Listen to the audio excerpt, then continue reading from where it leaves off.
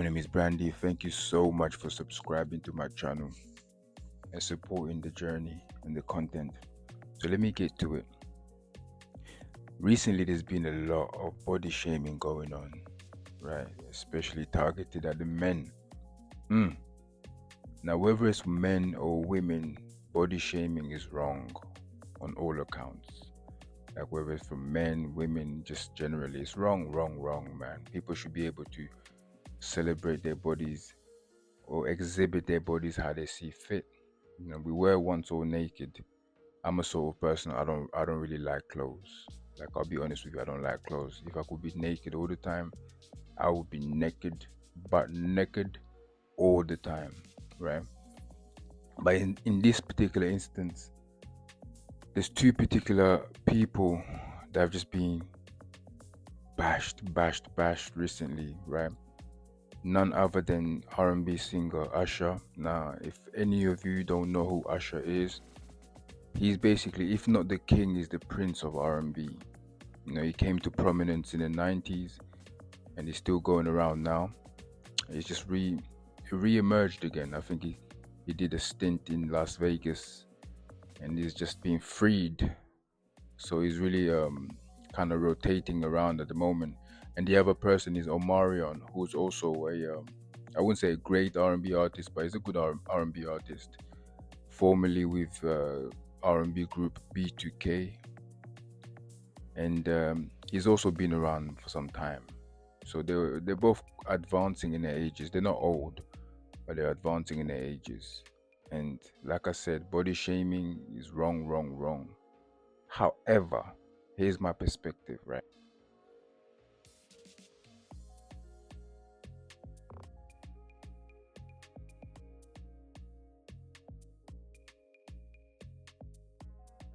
What I think is like for a lot of artists or a lot of music genres, maybe like indie and rock, you have those art for art's sake type of artists, right? The artists that can just get out of bed and whatever they're wearing, if their hair's messed up or whatever, that's their image.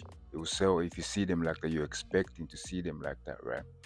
With R&B music, a lot of these artists, they build their careers, and not every R&B artist, but a lot of R&B artists is very image based, and especially those artists that choose to take their tops off when they're in their teens.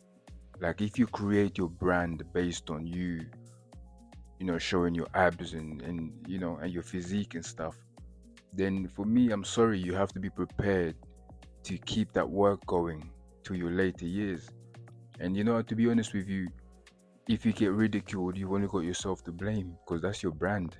You have to do better and do a bit more and be more on your dean, so to speak, when it comes to nutrition and stuff like that. Because if you mess up, you've only got yourself to blame.